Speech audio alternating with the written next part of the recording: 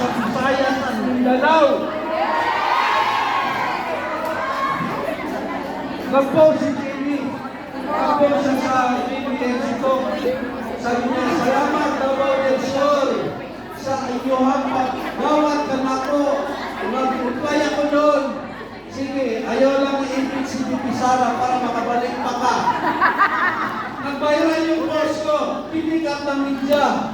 Eh, sabi naman ni Jamie, ayaw ko naman talaga ng impeachment. Nakaka-divide yan. Ibig ko sabihin, gusto yan nilang pumunta ng Mindanao, gusto nila makuha ang mga Visayas, gusto nila makuha ang mga masa. Oras nilang i-impeach si Bibi Sara, hindi na yan sila makatapak sa Mindanao, Visayas. Eh, marami pa naman tayong Duterte na reserva.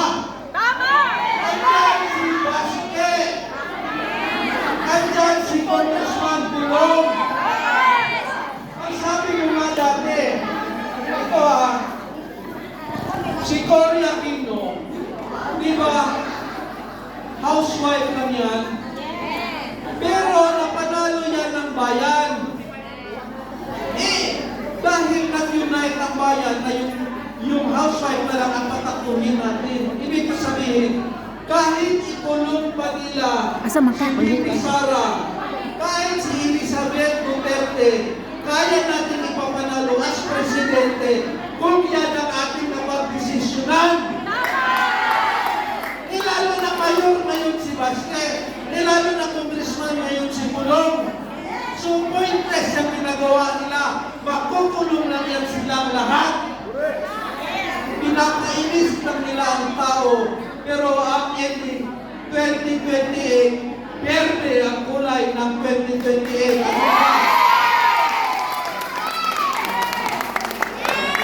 Ako po ay isang doktor. Mahal ko po ang bayan natin. Si Tatay Nico, masaya ako na pinirmahan ng Universal Healthcare. Ibig sabihin sa Universal Healthcare, pag naging ka, pwede zero or konti ang ibabayan mo. Tanungin mo ngayon, ramdam ba ng Pilipinas sa Universal Healthcare? Hindi! Takot magkasakit ang mga tao ngayon. Alam niyo bakit? Dahil sa mga congressman. Alam niyo bakit?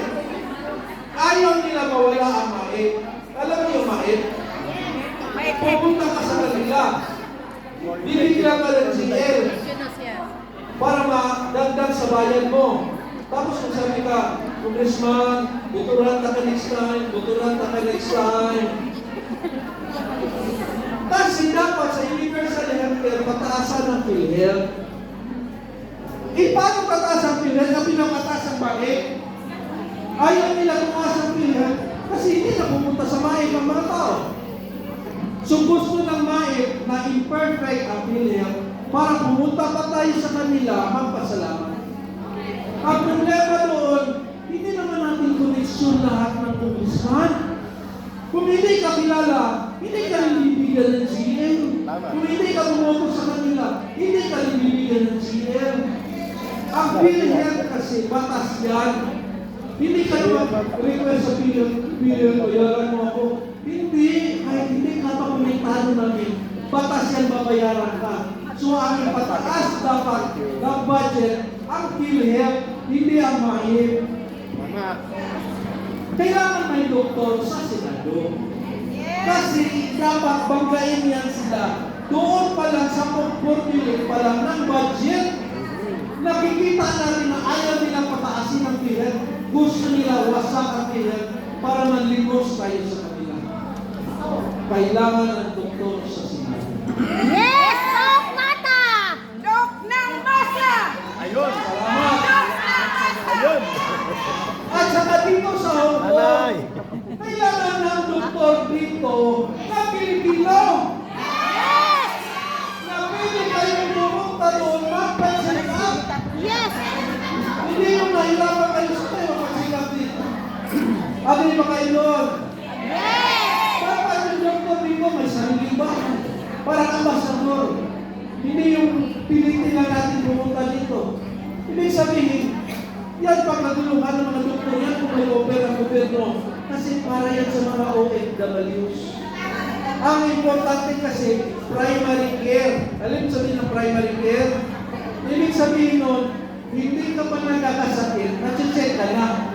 Hindi yung na-stroke ka na, doon ka pa i-check. Ganun ang nangyayari sa Pilipinas. Hindi yung sira ng kidney mo, doon ka pa i-dialysis. Number one cause ng stroke, dialysis, high blood, saka diabetes. So dapat, libre ang gamot sa high blood and diabetes. Libre ang check-up. Di less ang high blood, less ang stroke, less ang dialysis. So kailangan talaga ng doktor kasi hindi nila nakikita yan. Nagyayabang lang sila. Marami na tayong dialysis machine. Padami pa rin, kulang pa rin kasi wala kang prevention. Hindi lang yung machine prevention. So kailangan talaga ng doktor. Paano yan, Dok? Kay ang PhilHealth, kurak na. So kailangan natin ng universal healthcare. Virus! Si virus ang ano dyan, salary. Okay. Ngayon, bago ako matapos, bago kami sasayaw. Okay ba yun kayo nasasayaw kami?